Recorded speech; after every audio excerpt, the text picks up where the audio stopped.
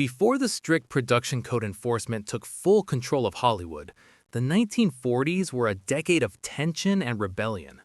Filmmakers still dared to explore desire, violence, racial tension, moral decay, but the censors were always waiting. Even after release, many of these films faced the scissors, scenes cut, endings softened, entire plots rewritten. These are the 1940s movies that shocked audiences, outraged moral guardians, and got censored long after the premiere. What they never wanted you to see is finally coming to light. Number 10. Duel in the Sun, 1946, directed by King Vidor. David O. Selznick's sprawling Western epic was nicknamed Lust in the Dust almost immediately after its release, and the name stuck for a reason. Jennifer Jones plays Pearl Chavez, a beautiful, mixed-race woman raised in the borderlands, torn between two brothers, the gentle but weak Oliver, Joseph Cotton, and the violent, possessive Lute, Gregory Peck. The film is drenched in sun-scorched landscapes, sweeping vistas, and simmering sexual tension. But what truly ignited the censors' fury were the erotic and racially charged moments. In one of the most infamous sequences, Pearl dances in a low-cut dress, her body moving with raw sensuality, leading to an implied sexual encounter with Lute that carries heavy racial undertones and power dynamics. The imagery, sweat on skin, close-ups of her eyes, the way Lute dominates her was considered dangerously provocative. Church groups and the Legion of Decency called it immoral and a threat to public decency. After its initial release in 1946, the backlash was immediate. Some theaters refused to screen it at all. Others demanded Selznick cut the dance sequence, shorten the love scenes, or remove the most explicit racial implications. Later re-releases were heavily edited. The dance was trimmed to near incoherence, the passion softened into tragedy, and the racial elements muted. What had been a bold, sensual, almost operatic drama was reduced to a safer, romantic tragedy.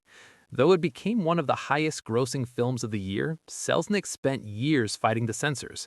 The public wasn't ready, and the studios learned quickly that interracial desire, especially when wrapped in lust and violence, was a line that could not be crossed without severe consequences. Duel in the Sun survived, but only in pieces, its original fire forever dimmed.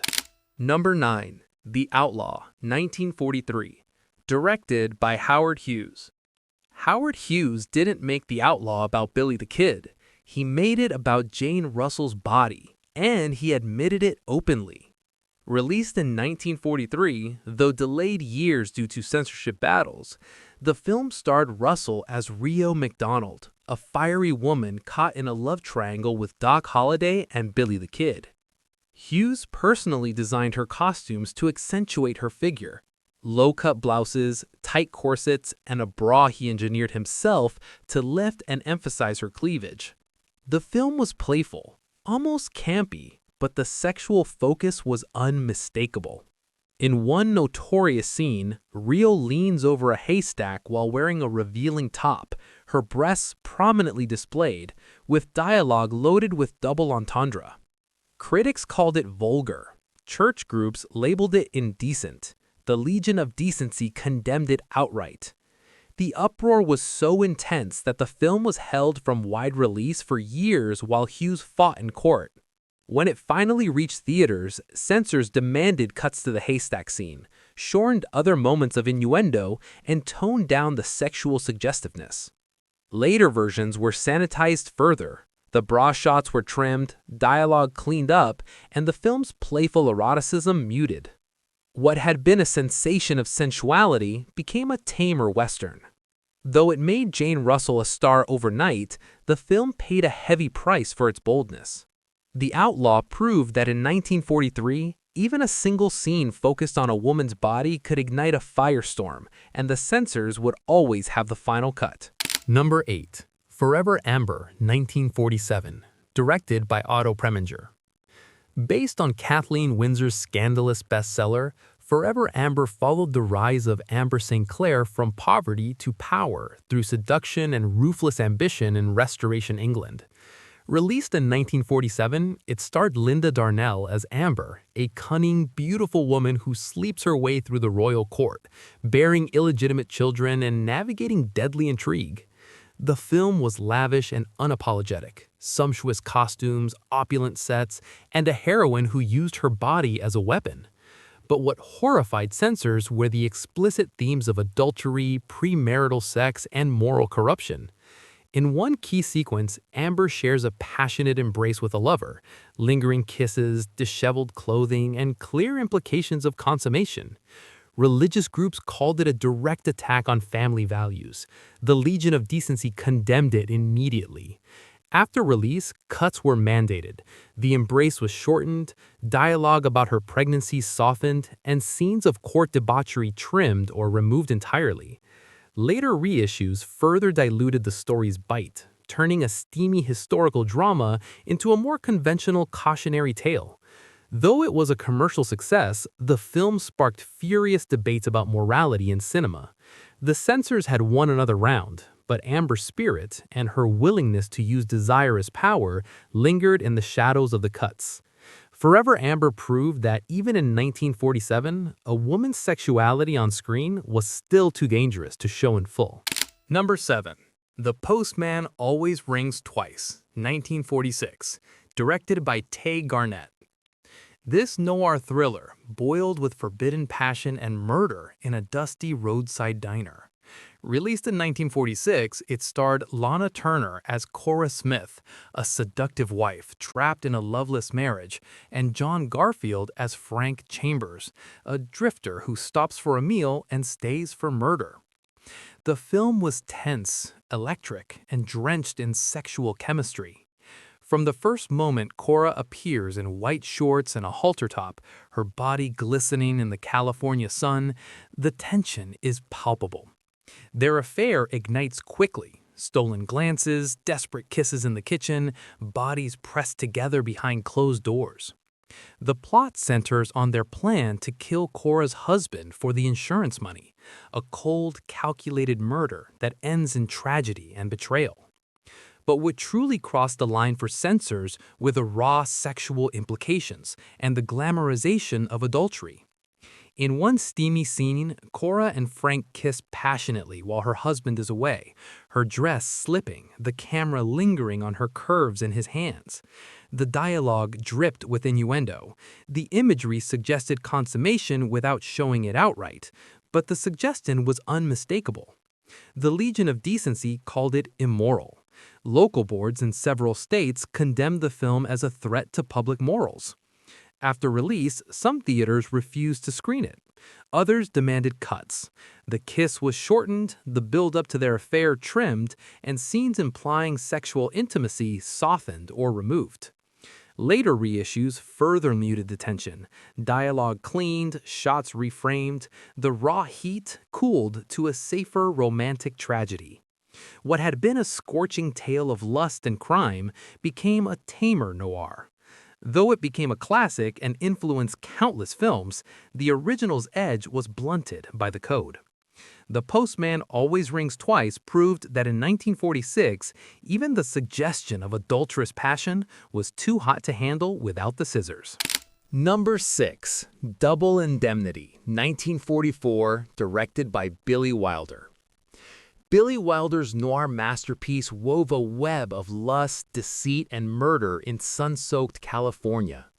Released in 1944, it starred Barbara Stanwyck as Phyllis Dietrichson, a seductive housewife, and Fred McMurray as Walter Neff, an insurance salesman who falls into her trap. The film is sharp, cynical, and tightly wound, one of the first true noirs. Phyllis seduces Walter into killing her husband for the insurance payout, a cold, calculated scheme that spirals into betrayal and doom. But what shocked censors was the overt sexual manipulation. In the opening scene, Phyllis descends the staircase in a towel, her ankle bracelet catching Walter's eye, her voice dripping with innuendo. The dialogue is loaded. She teases him about her husband being away. Her body language screams invitation. The chemistry is electric, the implication of sex clear without ever showing it. Moral watchdogs called it corrupt. The Hays office initially rejected the script. After release, some regions cut the staircase scene, softened the dialogue, and trimmed moments of their growing intimacy. Later versions lost even more, the seduction dialed back, the tension muted. What had been a sizzling thriller became a cooler tale of crime and punishment. Though acclaimed as one of the greatest films of all time, Double Indemnity highlighted the code's grip. Desire was deadly and too dangerous to show in full. The censors couldn't kill it, but they made sure it never burned as hot as Wilder intended. Number 5. The Big Sleep, 1946, directed by Howard Hawks. Howard Hawks' adaptation of Raymond Chandler's novel tangled Private Eye Philip Marlowe in a labyrinth of blackmail, murder, and seduction. Released in 1946, it starred Humphrey Bogart as Marlowe and Lauren Bacall as the sultry Vivian Rutledge, daughter of a wealthy family hiding dark secrets. The film is witty, shadowy, and full of snappy dialogue, one of the most stylish noirs ever made. But what provoked censors was a sexual chemistry and innuendo that ran through every scene. In one memorable moment, Vivian and Marlowe trade horse racing metaphors that are clearly code for sex. She asks if he minds her manners. He replies he doesn't mind at all. The banter is loaded, the looks intense, the implication unmistakable. Other scenes hinted at pornography, gambling, drug use, and illicit relationships, all wrapped in the glamour of Bogart and Bacall's real-life romance. The Legion of Decency called it indecent. Local boards in several cities condemned the film's moral tone. After release, some states demanded cuts. The horse racing dialogue was shortened, scenes implying pornography trimmed, and other moments of sexual tension softened or removed. Later reissues further muted the edge. The banter cleaned, the chemistry cooled, the film's playful eroticism dialed back. What had been a sizzling, sophisticated thriller became a tamer detective story. Though it became a classic and one of the most influential films of the 1940s, the original's heat was blunted by the code. The Big Sleep proved that in 1946, even clever innuendo could cross a line, and the censors would always be there to cut it. Number 4. Out of the Past, 1947, directed by Jack Turner. This noir gem followed a man haunted by his criminal past and a deadly femme fatale who refuses to let him go. Released in 1947, it starred Robert Mitchum as Jeff Bailey, formerly Jeff Markham, a former private eye who tries to escape his history by running a gas station in a small town. Jane Greer plays Kathy Moffat, the beautiful, treacherous woman who lures him into murder and betrayal in Mexico. The film is moody, fatalistic, and drenched in shadows, one of the purest examples of noir atmosphere. But what crossed the line for censors was the raw sexual betrayal and manipulation. In flashbacks, Kathy seduces Jeff with lingering looks, whispered promises, and implied intimacy, leading to violence and murder. The chemistry is electric, the implication of their affair clear without showing it outright, but the suggestion was unmistakable. The Legion of Decency called it immoral. Some local boards condemned the glamorization of adultery and crime. After release, certain scenes of their passion were cut, dialogue softened, and moments of sexual tension trimmed or removed. Later reissues further diluted the heat, turning a scorching tale of lust and doom into a cooler noir. Though it became a cult classic and influenced countless films, the original's edge was blunted by the code.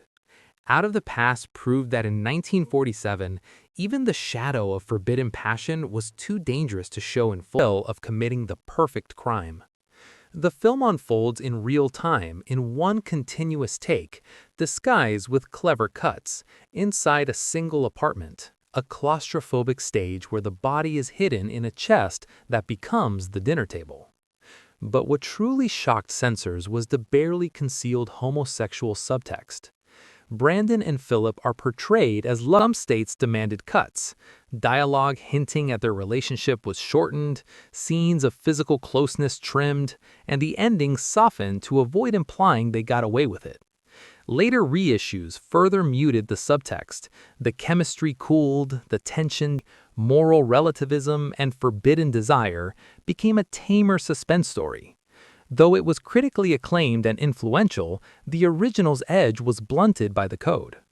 Rope proved that in 1948, even subtle hints of homosexuality were too dangerous to leave intact.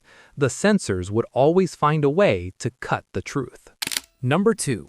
Pinky, 1949, directed by Elia Kazan. This groundbreaking drama tackled racial identity and prejudice in the segregated South. Released in 1949, it starred Jean Crane as Pinky Johnson, a light-skinned black woman who passes for white in the North, but returns to her hometown to care for her dying grandmother. The film is quiet, emotional, and unflinching. Pinky faces discrimination, falls in love with a white doctor, and must decide whether to live as white or embrace her heritage.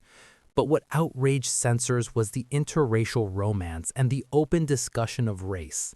In one pivotal scene, Pinky kisses her white fiancé, a moment that was considered explosive in 1949. Southern theaters and local boards called it dangerous and inflammatory. The Legion of Decency condemned it for promoting miscegenation. After release, cuts were mandated in many regions. The kiss was shortened or removed, dialogue about race softened, and scenes of discrimination trimmed. Later reissues further diluted the racial themes, turning a bold social drama into a safer love story. Though it was nominated for 3 Oscars and sparked national debate, the film lost much of its power to the scissors. Pinky proved that in 1949, even a chaste interracial kiss was too radical to show without consequence. The censors protected the status quo at any cost. Number 1. A Song to Remember, 1945, directed by Charles Vidor. This lavish biopic of Frédéric Chopin was one of Columbia Pictures' most ambitious projects of the 1940s, a romanticized tribute to the composer's genius and tragic life. Released in 1945, it starred Cornel Wilde as Chopin and Merle Oberon as George Sand, the famous novelist who became his lover and muse. The film is filled with sweeping piano performances, played by José Iturbi, beautiful period costumes, and a story of artistic passion, love, and early death from tuberculosis. But what provoked censors was the subtle but unmistakable romantic relationship between Chopin and Sand, a woman living openly with a man outside of marriage. In several scenes, they share intimate moments, lingering looks, embraces, and nights spent together in her home. The implication of premarital sex and cohabitation was clear, even if not shown explicitly. Moral watchdogs called it indecent. The Legion of Decency condemned it for glamorizing an immoral lifestyle. After release, cuts were mandated in some regions. Scenes of their closeness were shortened, dialogue hinting at their relationship softened, and the film's romantic tone muted to emphasize tragedy over passion. Later reissues further diluted the story, turning a bold celebration of artistic love into a safer musical biography. Though it was nominated for several Oscars and became a commercial success, the original's emotional heat was cooled by the code. A Song to Remember proved that even in 1945, a romantic relationship outside of marriage, especially when tied to a beloved historical figure, was too dangerous to show without the scissors. The censors couldn't erase Chopin's music, but they made sure his love story never played too loudly. These 10 1940s films dared to push the boundaries and paid the price. Scenes were cut, endings rewritten, entire stories softened, all because the censors decided what America could and could not see. They shocked audiences, sparked outrage, and survived only in pieces. If you enjoyed this journey into Hollywood's censored past, hit the like button, leave a comment sharing which film shocked you the most, and most importantly, subscribe to the channel for more forgotten and fascinating stories from cinema's wildest eras. Your support keeps this history alive, and trust me, there's so much more to uncover.